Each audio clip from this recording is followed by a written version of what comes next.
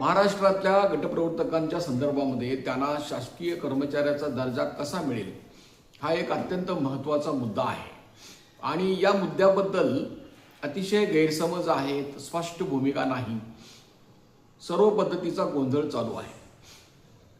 त्यासाठी या प्रश्नांची उकल आपण केल्याशिवाय आपल्याला पुढे जाता येणार नाही। 2005 साली या देशामध्ये राष्ट्रीय आरोग्य अभियानाची सुरुवात झाली, त्यावेळेपासून काम करणाऱ्या गटप्रवर्तक महिला आहेत। 2009 साली सगळ्या जिल्ह्यांच्या मध्ये ही योजना सुरू झाली। पहिल्यांदा 2011 मध्ये कंत्राटी कर्मचाऱ्यांच्यासाठी पगारी रजा, बोनस, इन्क्रिमेंट याचे निर्णय महाराष्ट्र शासनाने घेतले, परंतु ते लाभ जे आहेत ते गटप्रवर्तकांना त्यांनी 2011 सालापासून दिले नाहीत। 2011 सालापासून ते लाभ मिळावेत अशी आम्ही मागणी करीत आलेलो आहोत। त्याच्यानंतर 2020 साली त्यांनी परत एकदा कंत्राटी कर्मचाऱ्यांच्यासाठी निर्णय घेतले आणि 5 ऑक्टोबरला, आणि त्यामध्ये सुद्धा गटप्रवर्तकांचा समावेश केला नाही। तोपर्यंत 2022 साली एक निकाल बाहेर आला की जे डाटा ऑपरेटर्स आहेत जळगाव जिल्ह्यामधील, त्यांनी हायकोर्टमध्ये केस केलेली होती आणि त्यांना कायम कर्मचारी म्हणून नेमणूक करावी अशा पद्धतीने मागणी केलेली होती।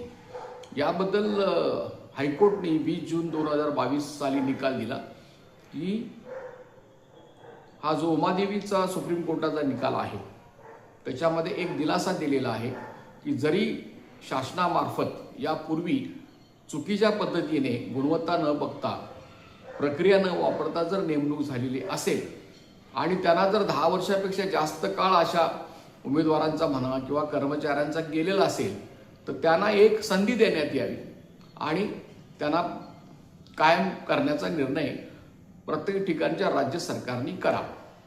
आता यानुसार हायकोर्टाने निर्णय दिला महाराष्ट्रातल्या की महाराष्ट्र शासनाने सुद्धा ज्यांचे 10 वर्षे पूर्ण झालेले आहेत अशा कंत्राटी कर्मचाऱ्यांच्या बद्दल निर्णय करावा।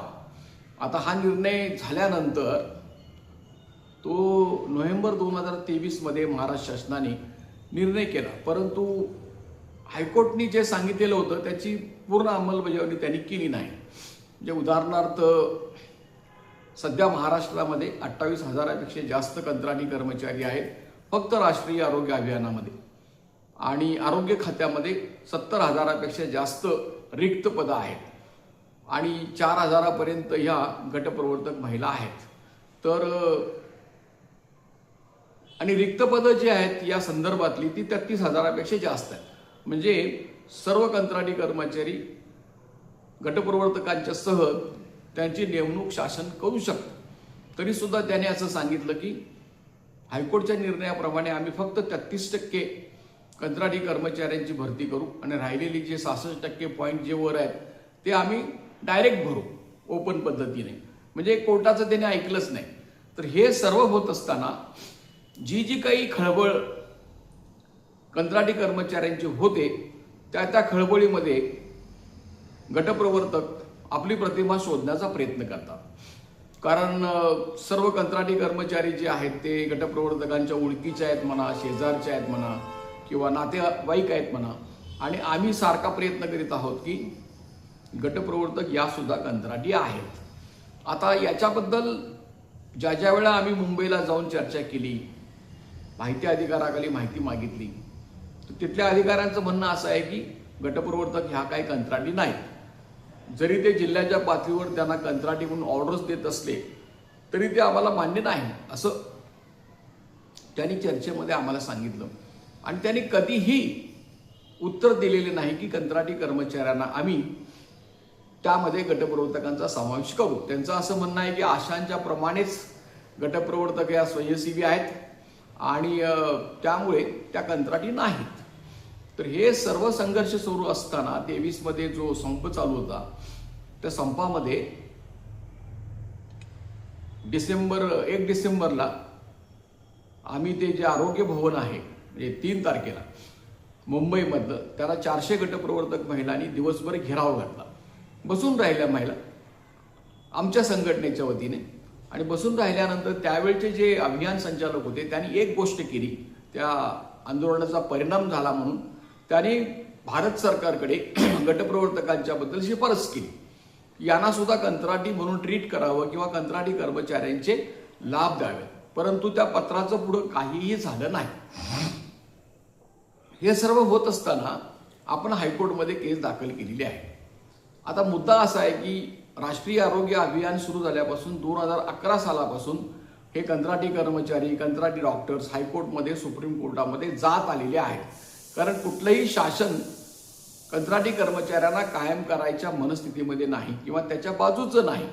आणि त्याच्यामुळे अवतार सिंग जी सुप्रीम कोर्टातली केस आहे ती एका पंजाबमधल्या डॉक्टर महिलेनं कंत्राटी कर्मचाऱ्यांनी केस घातली होती, त्याचा निकाल लागला आणि काही राज्यांच्या मध्ये कंत्राटी कर्मचाऱ्यांना कायम करण्यात आलं. आता हे महाराष्ट्रामध्ये आपोआप घडलं नाही. महाराष्ट्रामध्ये एक केसचा निकाल झाल्यानंतर आता 22चा निकाल आहे, 2022चा हायकोर्टने सांगितलेलं आहे, पण त्याची अंमलबजावणी अजूनही झालेली नाही. 4 वर्षे झाली. त्या कंत्राटी कर्मचाऱ्यांनी मध्यस्थी माणसांना ₹1,00,000 ₹2,00,000 दिलेले आहेत, तरी सुद्धा त्याचा अजून निर्णय झालेला नाही. 4 वर्षे झाली त्याचं गुऱ्हाळ चालू आहे चर्चेचं. आणि दरम्यान गोंधळ असं चालू आहे. एक तर संघटना ज्या आहेत कंत्राटी कर्मचाऱ्यांचं, त्यांचं म्हणणं असं आहे की पहिल्यांदा कंत्राटी कर्मचाऱ्यांना तुम्ही परमनंट करा, गटप्रवर्तकांचं तुम्ही नंतर बघा. असं तरी तोंडावर बोलत नसले तरी त्यांचा आविर्भाव आहे तो तसा आहे. प्रश्न असा आहे की आता गटप्रवर्तकांनी विनंत्या करून, मंत्र्यांना निवेदन देऊन तो लाभ मिळेल का, असा मुद्दा आहे. आता 2015 सालापासून ही सतत मागणी केली जाते. सर्व मंत्र्यांच्याकडे मागणी केलेली आहे, सर्व सरकारकडे मागणी केलेली आहे. अजूनपर्यंत कुणीही अगदी गटप्रवर्तकांना कंत्राटी कर्मचाऱ्यांचा दर्जा देण्याची सुद्धा त्यांची तयारी नाही. आता म्हणून त्यामुळं आमचं म्हणणं असं आहे की हे हायकोर्टकडून समजून घेतलं पाहिजे किंवा हायकोर्टकडून याचा निकाल लावून घेतला पाहिजे. कारण तुम्ही पहा की राष्ट्रीय आरोग्य अभियानातल्या देशातल्या कुठल्याही राज्यामध्ये कायम होण्याचा जो मार्ग आहे तो उच्च न्यायालय आणि सुप्रीम कोर्टाच्या निकालामधून पुढे गेलेला आहे. त्यांच्या निकालानंतर त्या निकालाचे आदेश सरकारने अंमलबजावणी करायच्या नावाखाली सगळ्या गोष्टी झालेल्या आहेत. त्यामुळे आपण हायकोर्टमध्ये केस केलेली आहे 2025 मध्ये आणि त्याच्यामध्ये 111 गटप्रवर्तक महिला आहेत आणि त्या 15पेक्षा जास्त जिल्ह्यांच्या मधल्या आहेत. विदर्भ, मराठवाडा, पश्चिम महाराष्ट्र, कोकण या ठिकाणच्या सगळ्या आहेत. आणि त्या असल्यामुळं आता प्रश्न असा तयार झालेला आहे की युनियनचा पत्ता आहे तो सांगलीच आहे. महाराष्ट्र राज्य आशा गटप्रवर्तक आरोग्य कर्मचारी संघटना याचा पत्ता सांगलीचा असल्यामुळे त्यांनी ती केस मुंबईची जी आहे ती कोल्हापूर खंडपीठ उच्च न्यायालय यांच्याकडे वर्ग केलेली आहे. आता मग कोल्हापूरच्या खंडपीठामध्ये ती केस लावून घ्यायला पाहिजे आणि तिथे वकील दिला पाहिजे. याच्यासाठी ते थांबलेलं आहे. शेवटी ही एकमेव केस चालू आहे गटप्रवर्तकांची आणि गटप्रवर्तकांनी मुंबईमध्ये असा आग्रह धरला होता की आमच्यासाठी तुम्ही स्वतंत्र केस करा. खरं म्हणजे एक केस आमची सुरू आहे, ती 2018 साली हायकोर्टमध्ये आम्ही दाखल केलेली आहे. ती आशा आणि गटप्रवर्तक दोघांना तुम्ही शासकीय कर्मचाऱ्यांचा दर्जा द्या अशी मागणी आहे. ती सुद्धा कोल्हापूरमध्ये केस वर्ग झालेली आहे. तर आता ही फक्त गटप्रवर्तकांची जी केस आहे ती कोल्हापूरमध्ये चालवायला पाहिजे. गटप्रवर्तकांनी या केसकडे दुर्लक्ष करून उपयोग नाही. या केसचा जर निकाल झाला नाही तर फार शक्यता कमी आहे. आमचं म्हणणं असं आहे की सरकारने जर निर्णय घेतला तर आम्ही त्याचं स्वागत करू. अनेक निवेदनं दिली जात आहेत, आजही रोज निवेदनं दिली जात आहेत. त्याची चर्चा गटप्रवर्तकांच्या व्हॉट्सअप ग्रुपवर होते आहे. परंतु आम्ही चर्चा करू, बघू, ह्याच्या पलीकडे त्याचा काही निर्णय होत नाही. समजा निर्णय झाला तर आम्ही त्याचं स्वागत करायला तयारच आहोत, परंतु निर्णय होत नाही. म्हणून जी केस केलेली आहे त्या केसकडेही दुर्लक्ष करून उपयोग नाही. दुर्दैवाने समजा जर त्याच्याकडे आपण दुर्लक्ष केलं आणि ती केस जर अशीच घाळ झाली तर मग सरकार म्हणणार चला तुम्ही केस केली होती आणि मग आता आम्ही काय करणार नाही, असं होऊ शकतं. अर्थात त्यांना केसचा निर्णय काय झालेला आहे त्याच्यापेक्षा सरकार सुद्धा निर्णय स्वतः करू शकतं. परंतु ते सतत गटप्रवर्तकांच्या अन्याय करत आहे. त्यांना कंत्राटी ऑर्डर देऊन सुद्धा कंत्राटी म्हणायला तयार नाही. आणि अशा वेळेला जी कोल्हापूरमधली केस आहे ती आपण चालवली पाहिजे. त्याच्यामध्ये आता वकील देण्याची गरज आहे आणि ती केस आपण त्या केसकडे तुम्ही लक्ष द्यायला पाहिजे की जसं तुमचं लक्ष आहे की मंत्री काय म्हणाले, मग आता मीटिंग बोलवणार आहेत, मग आमची चर्चा होणार आहे. होऊ द्या ना, आम्ही म्हणतो यशस्वी होऊ द्या, परंतु ती झाली नाही म्हणून जे आपल्या हातातलं जे हत्यार आहे ते वापरू नये असं कुठं आहे. म्हणून गटप्रवर्तकांना ही विनंती आहे, तुम्ही ज्याने हायकोर्टमध्ये केस केलेली आहे, फक्त गटप्रवर्तकांची केस फक्त आमच्या रजिस्टर कामगार संघटनेच्या वतीनेच सध्या मुंबईमध्ये महाराष्ट्रामध्ये सुरू आहे. आणि असं असल्यामुळे की त्या ज्या 111 आहेत महिला त्यांनी सभासद होणं आवश्यक आहे, इतर महिलांनी सुद्धा सभासद होणं आवश्यक आहे.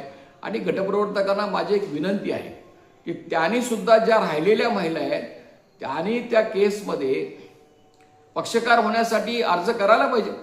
त्या 111 मध्ये जर भर घालायची असेल तर फक्त आम्ही यादी देऊन उपयोग नाही. हायकोर्टमध्ये त्यांनी स्वतःसुद्धा ते स्वतःचा वकील देऊ शकतात आणि त्याच्यामध्ये पक्षकार होऊ शकतात. तर ह्या सगळ्याबद्दल आपण त्याच्याबद्दल माहिती वेळोवेळी देऊ, जरूर आपण माहिती देऊ आणि ही केस आपण समजून घ्या. ती केस आपण जिंकली पाहिजे. आणि मी पहिल्यांदाच तुम्हाला सांगितलं की गटप्रवर्तकांना सुद्धा कायम कर्मचारी होण्याचा मार्ग जो आहे तो उच्च न्यायालयाच्या सुप्रीम कोर्टाच्या निकालामधूनच होणार आहे. अंगणवाडीच्या महिलांना जे ग्रॅज्युटी मिळाली ती सुप्रीम कोर्टाने आदेश दिला. गुजरातची एक मनीबेन भारिया म्हणून एक निवृत्त झालेली महिला आहे, कुठलीही संघटना नसताना सुद्धा तिने सुप्रीम कोर्टापर्यंत केस चालवली आणि जिंकली, तर ती सर्वांना लागू झाली. असंच आत्ता सुद्धा मग बाकीच्या बघत बसतात, चला 111 जणांचं काय व्हायचं ते होऊ दे, मग आपल्यालाही मिळते. असं होण्याची शक्यता सुद्धा नाही. कोर्ट असंही म्हणू शकतं की ज्यांनी कोर्टामध्ये दाद मागण्यासाठी आलेले आहेत त्यांचा निर्णय करा. म्हणजे मग राहिलेल्यांना त्या वेळेला त्याच्या पुढे मग आणि कोर्टात जावं लागेल. त्याचा आणि पुढं काय होणार आहे आपण सांगू शकत नाही. तर आता इतकी वर्षे झालेली आहेत, 20 वर्ष होऊन गेली आता राष्ट्रीय आरोग्य अभियान सुरू होऊन. आणि हा जो मुद्दा आहे कायम कर्मचारी होण्याचा, त्याला काय फारसा प्रयत्न तुम्हाला करायला लागणार नाही ना. त्याला काय दगड मारायचे नाहीत कुणाला, काहीच प्रश्न नाही. फक्त वकिलांनी योग्य पद्धतीने ती केस चालवणे आणि त्यांना आधार देणे हे आपलं काम आहे. तर तुम्ही त्याच्याकडे दुर्लक्ष करू नका. गटप्रवर्तकांनी ती केस परत एकदा समजावून घ्या आणि खूप कष्टाने केस आपण ती तयार केलेली आहे. त्याच्यामध्ये नक्की आपल्याला विजय मिळणार आहे. तर तुम्ही त्याच्यामध्ये सहभागी व्हा, सभासद व्हा, एवढी विनंती तुम्हाला मी आज करतो आहे. अशांची सुद्धा केस या पुढच्या काळामध्ये चालणार आहे. तर तुमची स्वतंत्र केस जी आहे गटप्रवर्तकांची ती चालवणं महत्त्वाचं आहे, जिंकणं महत्त्वाचं आहे. तर एवढं समजून घ्यावं अशी माझी विनंती आहे. हे यूट्यूब चॅनल जे आहे आशा गटप्रवर्तक बांधकाम कामगार यांच्यासाठी चालवलं जातं, विनामूल्य आहे. आपल्या मागण्यांना बळ येण्यासाठी तुम्ही हे सबस्क्राईब करा, चॅनल लाईक करा, फॉरवर्ड करा. एवढे सांगून मी आजचे मुद्दे पूर्ण करीत आहे. धन्यवाद. जय भीम. लाल सलाम.